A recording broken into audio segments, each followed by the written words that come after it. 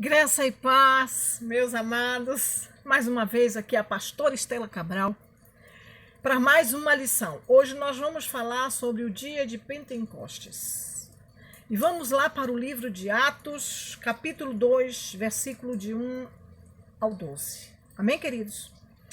E a palavra do nosso Deus, ela nos diz assim: E cumprindo-se o dia de Pentecostes, estavam todos reunidos no mesmo lugar. E de repente, vindo do céu, um som, como de um vento veemente e impetuoso, e encheu toda a casa em que estavam assentados.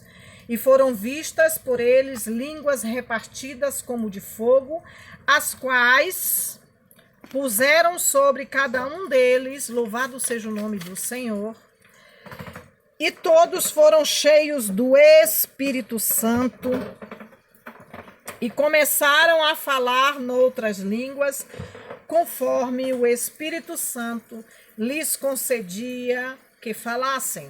Louvado seja o nome do Senhor. E em Jerusalém estavam habitando judeus, varões religiosos de todas as nações que estão debaixo do céu. E correndo aquela voz, ajuntou-se uma multidão e estava confusa, porque cada um ouvia falar na sua própria língua. E todos pasmavam e se maravilhavam, dizendo uns aos outros: Pois que? Não são galileus todos esses homens que estão falando? Pois, como ouvimos cada um na nossa própria língua em que somos nascidos? Louvado seja o nome do Senhor. Partos e medos, elamitas e os que habitam na Mesopotâmia, e Judéia, e Capadócia, Ponto, e Ásia, e Frígia, e Panfilha, Egito, e partes da Líbia, junto a Cirene, e forasteiros romanos, tanto judeus como prosélitos, cretenses e árabes, todos os temos ouvidos em nossa própria língua falar das grandezas de Deus. E todos se maravilhavam e estavam suspensos, dizendo uns aos outros: Que quer dizer isso? Louvado seja o nome do Senhor. Amém, meus amores? Bem, vamos falar um pouquinho a respeito do Pentecoste. Foi o primeiro derramamento do Espírito Santo naquele dia. Foi um acontecimento histórico. O Espírito Santo veio ao mundo, inaugurando uma nova dispensação, chamada também de ministério do Espírito. Louvado seja o nome do Senhor. Cada crente pôde ter da parte de Deus o seu dia de Pentecostes. Oh, aleluia! Louvado seja o nome do Senhor. Os discípulos, eles subiram para o cenáculo, né? E eles estavam cheios de alegria. Louvado seja o nome do Senhor. Eles haviam visto Jesus subir ao céu com as mãos estendidas para os abençoar. Jesus estava abençoando. Jesus subiu, ascendeu aos céus, abençoando aquele povo, abençoando todos eles que ali estavam.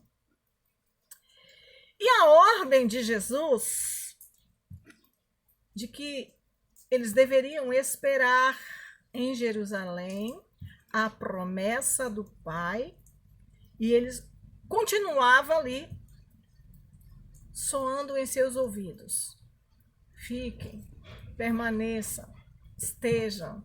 A minha cadeira está descendo, gente. Ela vai ficar baixinha assim mesmo, tá bom? Então, em nome de Jesus. As características da oração daqueles discípulos, segundo o texto sagrado, louvado seja o nome do Senhor, ela vai muito nos ensinar. Amém? Eu vou tentar levantar aqui a minha cadeira, gente. Espera aí, só um segundinho. Não. Ai, bati a cabeça aqui em cima, mas tudo bem. Oh, Jesus amado, vamos lá, prosseguindo. Bem, a oração, ela deve ser perseverante. Atos capítulo 1, no versículo 14, que diz que o firme propósito daqueles crentes que ali estavam, 120 crentes reunidos no cenáculo, era ficar ali até receberem a bênção. Eles precisavam ficar ali para receber o que estava por vir. Então a oração ali era unânime. Todos ali estavam numa mesma concordância. Então eu quero te dizer que é preciso haver união entre os que oram. E onde há união, o Senhor ordena a bênção. Então, quando nós nos reunimos na igreja, vamos orar na igreja pelos irmãos, pelos enfermos, pelos doentes, pelos cativos, para que Deus liberte. Todos têm que estar no mesmo propósito, numa mesma visão. Porque se houver desunião, inimizade dentro da igreja, isso impede a resposta das orações. Impede mesmo. De verdade, impede. Então, é preciso haver concordância na oração. Porque na oração tem promessa especial. Louvado seja o nome do Senhor. Amém, queridos? Eu quero deixar alguns textos para que você possa ler, depois meditar no que a gente está falando. Eu quero que você leia Isaías 40, 31, Isaías 62, 6 e 7, Oséias 10, 12. Eu quero também que você leia Salmo 133, que você vai ver, vai entender o que é a união na oração. Leia também Marcos, capítulo 5, versículo 24. Marcos também, capítulo 11, versículo 25. Leia também esses textos. Se alimente da palavra do Senhor nosso Deus. Busque o entendimento para que você tenha e saiba que há promessa especial na oração. Amém? Louvado seja o nome do Senhor. Leia também Mateus 18, 19, onde você vai compreender. E prosseguindo, dizendo a você que a oração, ela precisa ser definida. O assunto daquela oração deles era um só: o cumprimento da promessa do Pai, de acordo com o que Jesus havia falado. Então, conforme Atos, capítulo 1, no versículo 4, 5 e 8. Ali, poucos que estavam ali foram tentados a dispersar a sua atenção, tirar a sua atenção da promessa, tirar especulando acerca de tempos futuros ou de qualquer outra coisa que pudesse acontecer. Então, todavia, nada deve desviar a nossa mente do propósito da oração. Quando você começar a orar, desliga o seu celular, fecha a porta do seu quarto, se você estiver no seu quarto. Procure orar no momento em que você sabe que as pessoas não vão te procurar, para que você tenha sossego na sua oração, para que a sua oração realmente atinja o propósito. Então, a oração com fé, a oração feita com fé, tem seus efeitos, tem seu resultado. Eu quero te dizer que eles lá, eles não ficaram ocupados com discussões do que realmente Jesus havia dito, do que realmente Jesus havia feito, batizado, ou não, ou sim, ou não. Eu acredito que eles não ficaram ali discutindo algo que não lhe trouxesse a certeza do que Jesus havia falado. Então, a promessa de Jesus ali, ela vai se cumprindo e ocupava a mente de todo mundo.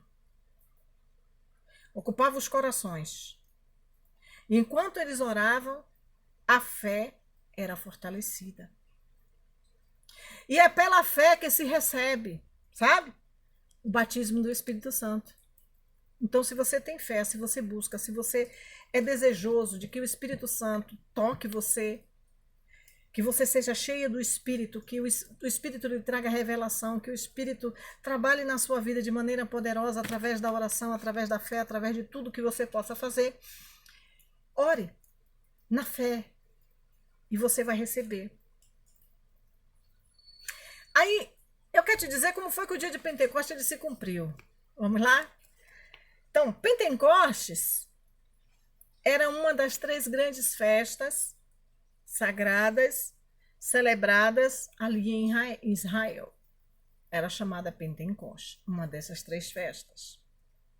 Você pode ler isso lá no livro de Deuteronômio, tá? Capítulo 16, Levítico 23, 16, 22. Você pode ler sobre essa festa de Pentecostes lá. E isso acontecia a cada 50 dias após a Páscoa. Quando a Páscoa terminava, contava-se 50 dias e começava daí o dia de Pentecostes, daí o nome. Que quer dizer 50º dia. Penta. 50. Ok? Deu para entender? Louvado seja o nome do Senhor.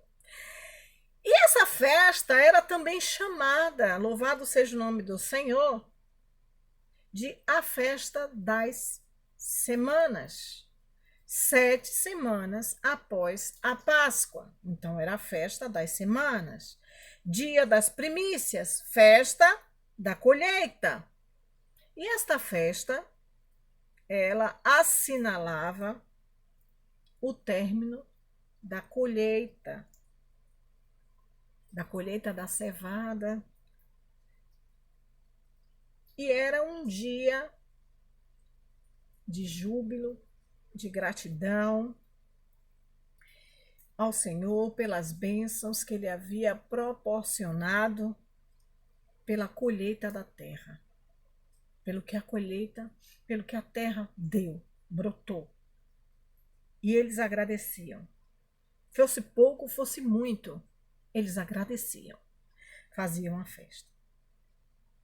Então Deus escolheu o dia em que os judeus celebravam a festa de Pentecostes para cumprir o que havia e o que estava prometendo.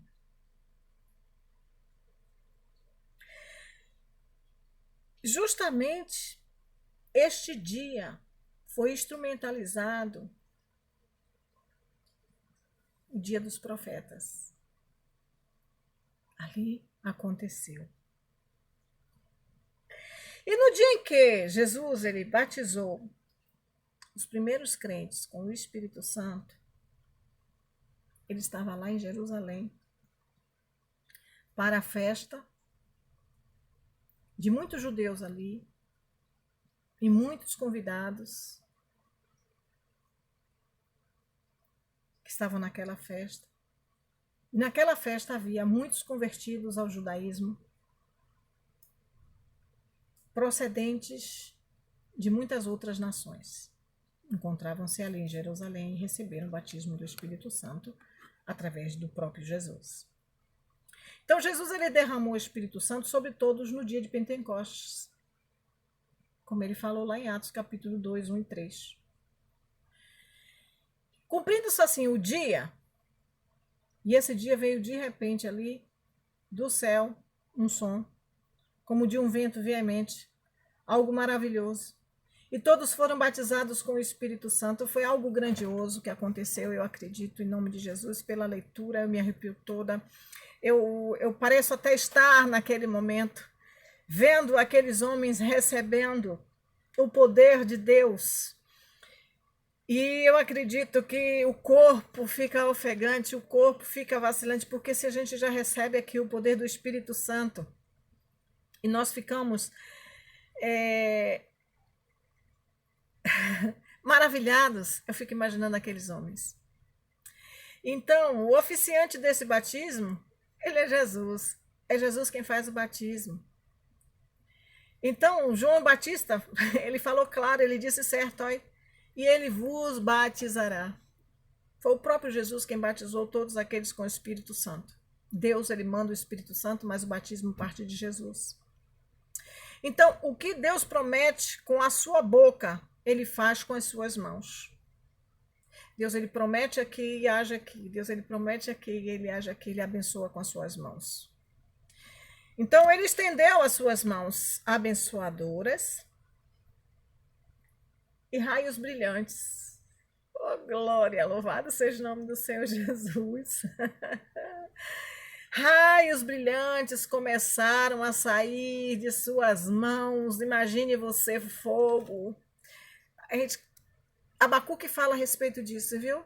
Abacuque capítulo 3, versículo 4, Abacuque vai falar de raios que saem das mãos do Senhor, vai falar dessa luz, dessa maravilha. Então, no dia de Pentecostes, o Espírito Santo ele foi percebido como um vento. Ele foi percebido desta maneira suave e poderosa. E este passou a ser o símbolo do Espírito Santo. E foi empregado por Jesus, contém ensinos sobre a forma de operar do Espírito Santo. E a palavra do nosso Deus, em vários textos, vamos falar sobre o vento é soberano. Jesus disse, olha, o vento assopra para onde quer. Ele tem o seu próprio domínio. O vento não pode ser dirigido pelos homens. Ele mesmo se dirige. Você não pode pegar o vento. Você sente. Ele sopra, você sente, mas ele mesmo se dirige aos caminhos onde ele quer ir. Para que lado ele vai? Para cima, para baixo, para lá, esquerda, direita. E de onde ele vem, ninguém sabe. Louvado seja o nome do Senhor. Então, querido, como o vento ele não pode ser dirigido pelos homens, estes homens aprendem as leis da natureza que rege os ventos e tiram proveito da sua força, mas nunca vão poder dirigi-lo. Amém? O homem pode utilizar a força do vento, mas não vai poder dirigi-lo de maneira nenhuma. O vento, diz a palavra do nosso Deus, ele é invisível. Ora, como é que você pode ver o vento? Você pode ouvir o ruído, você pode observar os efeitos de seu movimento, senti-lo soprar, você pode senti-lo, o frescor no seu corpo,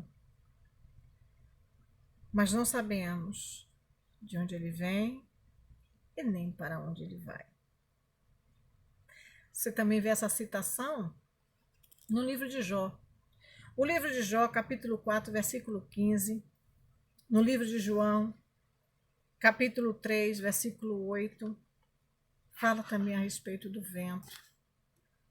Então, o vento, ele é importante para a polinização e, consequentemente, a fecundação das flores, consequentemente, a fecundação no solo através de sementes que viajam através do vento e tendo, assim, um resultado de frutificação, de flores. O vento, assim também, o Espírito vivifica, diz a palavra do nosso Deus. Amém, querido? Louvado seja o nome do Senhor. Bem, Poderoso é o Senhor para fazer e executar muitas coisas nas nossas vidas através do Espírito Santo. Então, o dia de Pentecostes, como dia de resposta divina, louvado seja o nome do Senhor. E no batismo, ali com o Espírito Santo, a única participação do homem é receber. Estendendo Deus as suas mãos através da oração, daqueles homens que estavam orando, Deus estende as suas mãos. Os discípulos haviam ficado ali durante 10 dias, orando, aguardando o cumprimento dessa promessa. E de repente veio a resposta. Que alegria! Queridos, as coisas de Deus, ela tem tempo e hora, momento, e é de repente que acontece a sua vitória. É de repente, e aqueles homens não estavam esperando, porque passou o primeiro dia, passou o segundo dia, nada aconteceu, o terceiro dia, nós precisamos persistir, vamos ter que persistir, vamos ficar aqui. Eu acredito que já tinha gente desanimada, 2, 3, 4, 10 dias. No 10º dia é que as coisas ali começam a acontecer. Então é importante aqui destacar que pelo fato de os discípulos terem permanecido ali durante 10 dias em oração, isso não os tornou merecedores, sabe? Não os tornou merecedores desta bênção. Nem tampouco a oração era necessária para convencer a Deus dessa necessidade de batizá-los. Sabe por quê? Porque Deus, ele sempre cumpre com a sua palavra. Ele havia dito que ia mandar o Espírito Santo. Independente da oração ou não oração, de esperar ou não orar, ele ia mandar de qualquer jeito o que ele havia prometido. Mas é necessário estar na posição realmente. Então Deus, ele observou. A oração era necessária para preparar o coração dos discípulos. O caminho para a bênção foi preparado através da oração. Era para que eles tivessem certeza. Era para que eles estivessem ali, aguardando, esperando do Senhor o que Deus estava por fazer. Amém, queridos? Louvado seja o nome do Senhor nosso Deus. Então Deus, ele cumpre o que ele promete. E a manifestação ali, quando o Espírito Santo ele chega, a manifestação de Deus é em fogo. Deus, da mesma maneira que ele se manifestou a Moisés, ele se manifestou a Moisés em chama de fogo no meio daquela sarça. Moisés ficou ali, e a qual ela ardia, mas ela não se consumia. Moisés achou tão estranho aquele fogo, tão diferente. Temos também o Daniel. Daniel viu o trono de Deus, sabe? E ele viu o trono de Deus em chamas. Então, quando o Pentecostes ele foi manifesto ali, ele foi manifesto como línguas de fogo, assim diz a palavra, desceu línguas como chamas de fogo. Sabe que Malaquias também, Malaquias ele descreveu como o fogo do ourives, o qual purifica os filhos de Levi, o qual Deus, queimando sobre todas as escórias, queimando tudo que é ruim, queimando tudo que não presta, purificando, tratando, limpando. E teve outra pessoa também que viu. João viu. João viu o trono. Aleluia. João viu o trono. João viu Deus glorificado. João viu Deus com os olhos como chamas de fogo. João viu. Louvado seja o nome do Senhor. O Espírito Santo, ele veio com línguas repartidas como de fogo. Esse é o próprio Deus. Então, amados, o batismo com o Espírito Santo é um batismo de fogo. É um batismo de combustão que emite luz e calor. Aleluia, glória a Deus. Os 120 crentes reunidos ali no cenáculo, eles foram queimados pelo fogo de Deus, foram cheios do poder de Deus. Busque isso na sua vida. Aleluia. Foram cheios de Deus e foram transformados em testemunhas. E que testemunhas, não é verdade? Que testemunhas. Aí eles saíram dali do cenáculo, sabe para quê? Para abalar o mundo. Para fazer a diferença no mundo. E ali, diz que só no primeiro dia, que eles chegaram. 3.000 pessoas aceitaram a Cristo. Porque agora eles estavam preparados. Agora ele tinha o fogo do Espírito para falar da mensagem. Amados, o fogo ele tem características de propagar-se, de espalhar-se. Louvado seja o nome do Senhor. O Espírito, nesses últimos dias, ele produziu um ardor bendito que se difundiu por toda a parte, irradiando-se pelo mundo, indo. Mas perseguições e mortes também vieram. Mas não puderam deter a expansão desta chama. Então, quando o crente ele recebe o batismo com o Espírito Santo, batismo de fogo, ele se torna a luz intensa. Você é a luz do mundo. Você é fogo.